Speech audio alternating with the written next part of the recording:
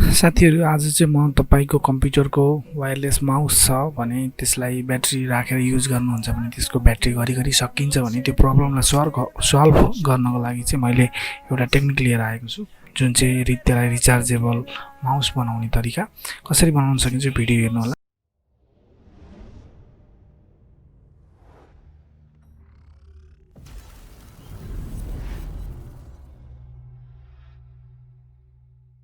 मैले चाहिँ एउटा ब्लुटुथ इयरफोन हुन्छ जुन चाहिँ एकदम सस्तो चाइनिज ब्लुटुथ इयरफोनको जुन ब्याट्री छ त्यो ब्याट्रीलाई मैले युज गरेर चाहिँ रिचार्जेबल माउस बनाउन गइरहेको छु। यो भिडियो ध्यान दिएर हेर्नु होला। मैले चाहिँ त्यो ब्लुटुथमा रहेको जुन सानो ब्याट्री छ त्यो ब्याट्रीको चाहिँ दुईटै टर्मिनलमा चाहिँ वायर कनेक्ट गर्नको लागि चाहिँ मैले त्यसको इन्सुलेसन टेप चाहिँ निकालेको छु। त्यो इन्सुलेसन टेप्स निकालेपछि चाहिँ म त्यसमा चाहिँ मेरो एउटा छुट्टै वायर कनेक्सन गर्छु। रेड पोजिटिभ वायर र नेगेटिभमा नेगेटिभ वायर कनेक्ट गर्छु र त्यो कनेक्ट गरेपछि हामीले चाहिँ त्यसलाई चाहिँ युज गर्न सक्छौँ अरू कुनै पर्पजको लागि। र मेरो यहाँ वायर पनि आएको छ। यो वायरलाई चाहिँ नेगेटिभ टर्मिनलमा कनेक्ट गर्छु। ध्यान दिनु होला यो वायर कनेक्ट गर्दाखेरि दुईटा वायर सर्ट हुनु हुँदैन। नेगेटिभ र पोजिटिभ सर्ट भयो भने चाहिँ अलिकति हिट प्रड्युस गरेर ब्याट्री ड्यामेज हुनसक्छ। त्यसकारणले नेगेटिभ टर्मिनलको वायर चाहिँ नेगेटिभमा कनेक्ट गर्नुहोस् र त्यसलाई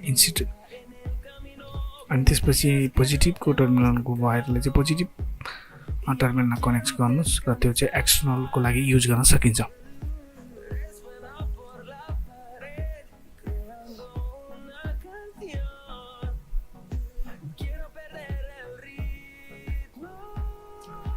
यसरी दुईटै तयार भइसकेपछि मैले इन्सुलेसन टेप लिएको छु। इन्सुलेसन टेपले चाहिँ त्यसलाई दुईटै सेपरेट हुने गरेर अलग अलग तरिकाले चाहिँ त्यसलाई इन्सुलेसन टेपले चाहिँ त्यसलाई त्यसको चाहिँ अब त्यो टर्मिनल सर्ट नहोस् भन्नको लागि चाहिँ मैले युज गरेको छु। इन्सुलेसन टेपले युज गरेपछि यसलाई चाहिँ दुईटै तरिकाले अगाडि पछाडि चारैतिरबाट चाहिँ इन्सुलेसन टेप लगाएर यसलाई सेपरेट बनाउनुहोस् किनकि सर्ट भयो भने बाई चान्स अलिकति ब्याट्री ड्यामेज हुने सम्भावना हुन्छ। त्यस कारणले मैले यसलाई सेफ्टी पर्पजको लागि मैले इन्सुलेसन टेप लगाएको छु।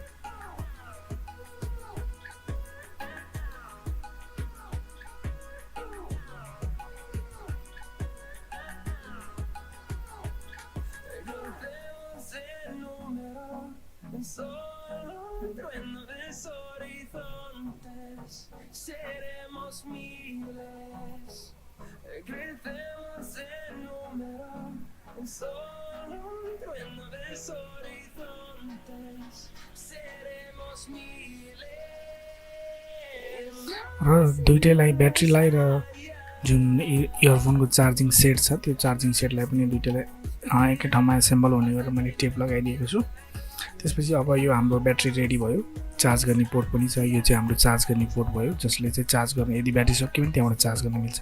र हामीसँग एउटा माउस छ जुन माउस चाहिँ मैले त्यसलाई माउस राख्ने ठाउँमा चाहिँ ब्याट्री राख्ने ठाउँमा चाहिँ माउसको जो रिचार्जेबल ब्याट्री हामीले बनाएको थियौँ त्यसलाई फिट गरेर त्यसको पोजिटिभ टर्मिनल माउसको ब्याट्रीको पोजिटिभ टर्मिनलमा र नेगेटिभ टर्मिनल ब्याट्रीको नेगेटिभ टर्मिनलमा मैले कनेक्ट गरेँ।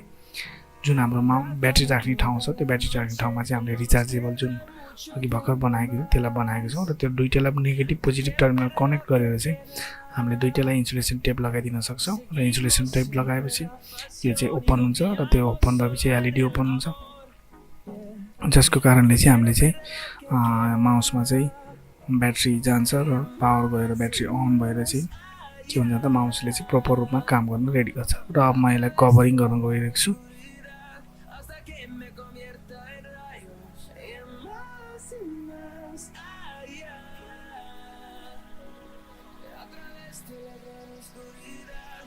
र यो कभरिङ भएपछि हाम्रो पछाडि एउटा स्क्रु छ जसले चाहिँ माउसलाई बन्द गर्छ। त्यो स्क्रुलाई म बन्द गर्ने क्रममा छु। यो चाहिँ हाम्रो चार्जिङ पोइन्ट भयो।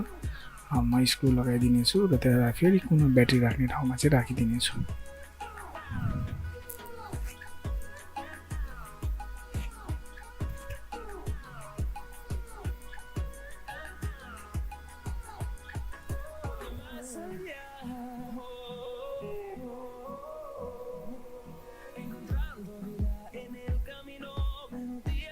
र यसरी हाम्रो यो फिट भयो। हेर्नु चार्जिङ पोर्ट पनि देखिएको छ।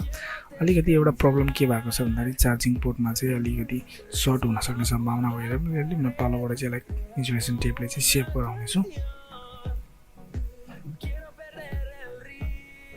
ल यसरी राखेपछि हाम्रो चार्जिङ पोर्ट रेडी भयो। अब यसलाई मैले कभर गरिदिएँ र यो माउस प्रोपर रूपमा चलेको छ। अब यसलाई टेस्टिङ गरौँ हाम्रो ल्यापटपमा मेरो एउटा रिसिभर रहेको छ र माउस मसँग छ र माउसले काम गर्छ कि गर्दैन म तपाईँलाई देखाउन गइरहेको छु। हेर्नुहोस् माउसले प्रोपर रूपमा चाहिँ काम गरिरहेको छ। रिफ्रेस गर्दैछु म। अब रिफ्रेसपछि म कुनै पनि एप्लिकेसन खोल्छु। हेर्नुहोस् कति प्रोपर रूपमा चाहिँ स्मुथ तरिकाले चाहिँ काम गरेको छ। मैले ब्याट्री रिसिभर निकालेर चेक गरेँ र हेर्नुहोस् यसरी चाहिँ काम गर्छ र यसरी नै तपाईँले चाहिँ आफ्नो ल्यापटपको माउस वायरलेस माउसलाई कम्प्युटरको वायरलेस माउसलाई चाहिँ रिचार्जेबल वायरलेस माउस बनाउन सक्नुहुन्छ, जस कारणले तपाईँले घरिघरि ब्याट्री किनिरहनु पर्दैन र चार्ज गर्ने कसरी त्यो पनि म देखाउने छु। र यसलाई यसरी कनेक्ट गरेर चाहिँ जुन चार्जिङ पोर्टमा राखेर हामीले चार्ज गर्न सक्छौँ। तपाईँलाई यो भिडियो राम्रो लाग्यो भने हाम्रो च्यानललाई सब्सक्राइब गर्नुहोला, भिडियोलाई पक्कै पनि लाइक कमेन्ट एन्ड सेयर गर्न नबिर्सनु होला। हामी यस्तै टेक्नोलोजी भिडियो लिएर आउनेछौँ। अर्को भिडियोमा भेट हुने नै छ।